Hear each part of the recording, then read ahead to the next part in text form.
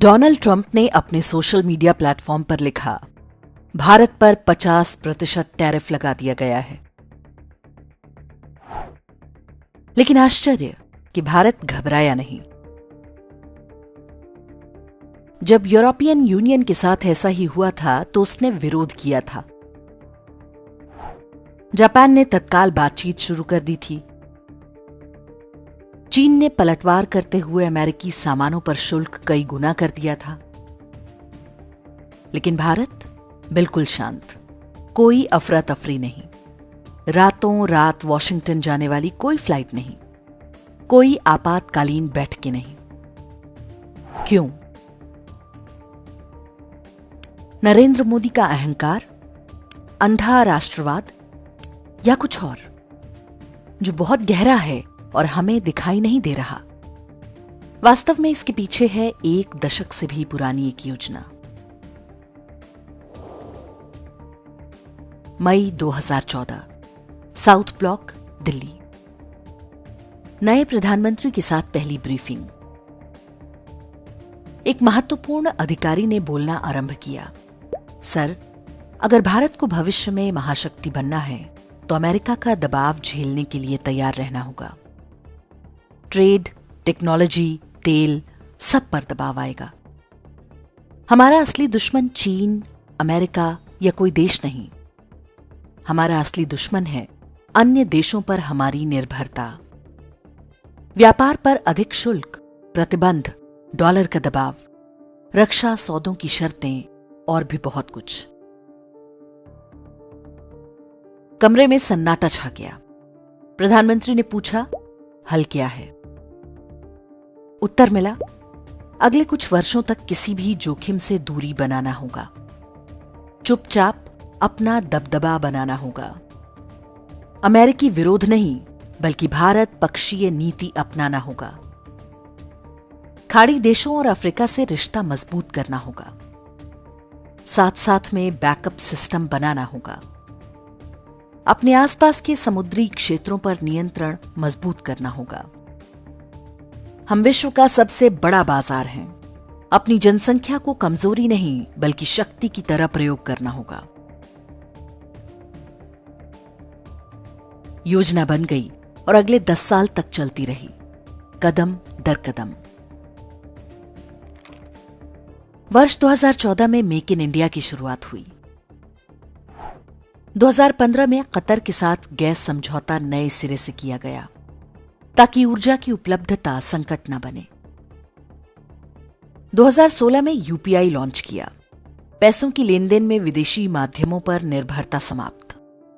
दूसरे देशों को यूपीआई प्लेटफॉर्म पर लाने का काम शुरू। 2017 में जीएसटी से एक देश एक बाजार का लक्ष्य पूरा किया। 2018 में ईरान पर अमेरिकी प्रतिबंध से सबक लिया।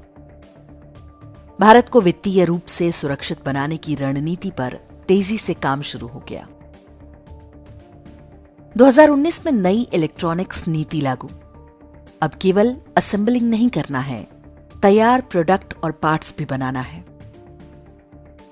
2020 में प्रोडक्शन लिंक्ड इंसेंटिव या पीएलआई योजना शुरू, ताकि कंपनियां भारत में मैन्युफैक्चरिंग करें। लगभग 2 लाख करोड़ का निवेश आया। पहला राफेल लड़ाकू विमान भारत पहुंचा। 2021 में स्ट्रैटेजिक पेट्रोलियम रिजर्व्स का विस्तार शुरू हुआ। कोविड के लॉकडाउन में जब कच्चे तेल का दाम जमीन पर आ गया, भारत भर भर के सस्ता तेल खरीद रहा था। उसे देश भर में धरती के नीचे बने गुप्त भंडारों में जमा कर रहा था, ताकि किसी संकट काल में कोई तेल बंद करने की धमकी न दे पाए।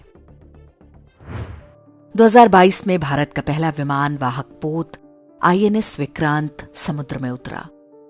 यूएई और ऑस्ट्रेलिया के साथ रणनीतिक क्षेत्रों में व्यापार समझौते हुए। 2023 में यूपीआई और पे नाउ लिंक हुआ। रुपए में अंतर्राष्ट्रीय व्यापार को बढ़ावा मिलने लगा। 2024 में अग्नि 5 मिसाइल का सफल परीक्षण। पूरा चीन भारत की पहुंच में आ चुका था।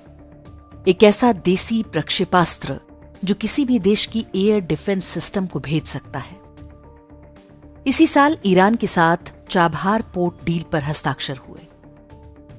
पाकिस्तान को बाईपास करके मध्य एशिया के बाजारों तक भारत की सीधी पहुंच बन चुकी थी। 2025 में भारत का सर्विसेज एक्सपोर्ट 387.5 अरब अमेरिकी डॉलर तक पहुंच गया। अमेरिका ने रूस से कच्चा तेल लेने पर भारत पर 50% टैरिफ लगा दिया। आरबीआई ने आयात के नियम थोड़े ढीले किए ताकि देसी उद्योग तत्काल किसी संकट में ना फंसे।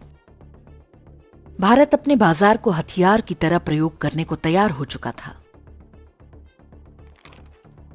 ये अहंकार नहीं था, ये वो कवच था जिसे भारत बिना किसी हड़बड़ी के बहुत आराम से चुपचाप अपनी 140 करोड़ जनता की रक्षा के लिए बना रहा था। 2013 में भारत की जीडीपी 1.86 ट्रिलियन अमेरिकी डॉलर थी। 2025 में भारत की जीडीपी 4.19 ट्रिलियन अमेरिकी डॉलर हो चुकी है। भारत विश्व की चौथी सबसे बड़ी अर्थव्यवस्था बन चुका है। पीपीपी या परचेजिंग पावर पैरिटी यानी क्रय शक्ति समता के हिसाब से भारत की जीडीपी 17.65 ट्रिलियन डॉलर है। यह अमेरिका और चीन के बाद तीसरे स्थान पर है। विकास दर 6 से 8% के बीच है, जो विश्व में सबसे अधिक है। वर्ष 2014 के बाद भारत में 300 बिलियन डॉलर का विदेशी निवेश आया, जिसमें से 81 बिलियन डॉलर अकेले 2025 में आया। गरीबों की संख्या पहले की तुलना में आधी हो चुकी है।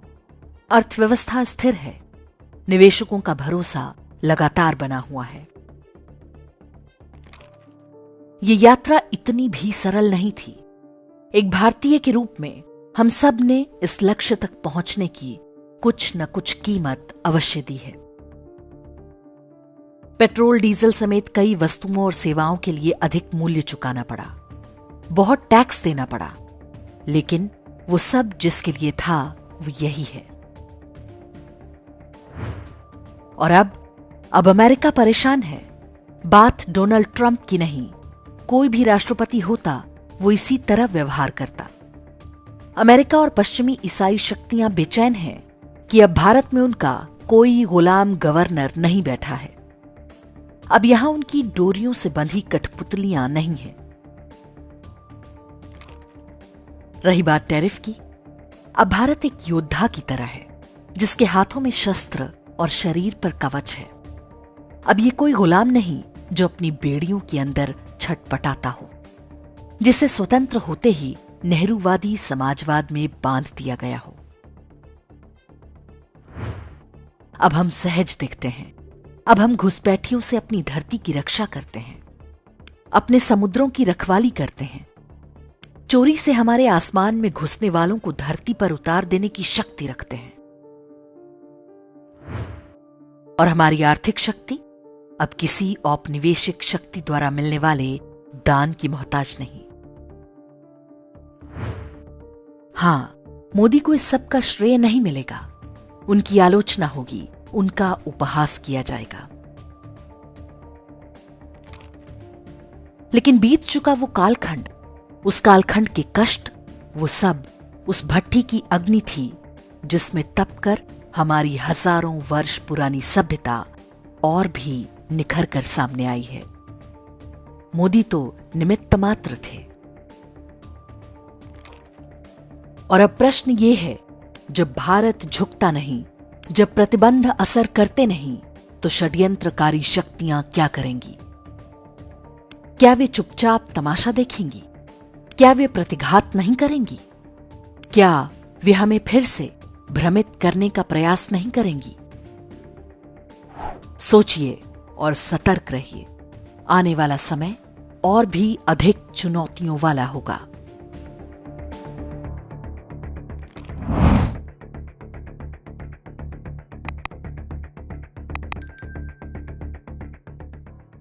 इंडेक्स ऑनलाइन के वीडियो समाज को समर्पित हैं। आप इनको डाउनलोड करके जैसे चाहे वैसे प्रयोग कर सकते हैं। चाहे तो आप हमारे टेलीग्राम चैनल से जुड़ सकते हैं। वहां सारे नए पुराने वीडियो आपको मिल जाएंगे। हमारे सोशल मीडिया लिंक हर वीडियो के डिस्क्रिप्शन में होते हैं। हमारा एकमात्र उद्देश्य हिंदू समाज को जागृत और एकजुट करना है। इसमें सहभागी बने। धन्यवाद।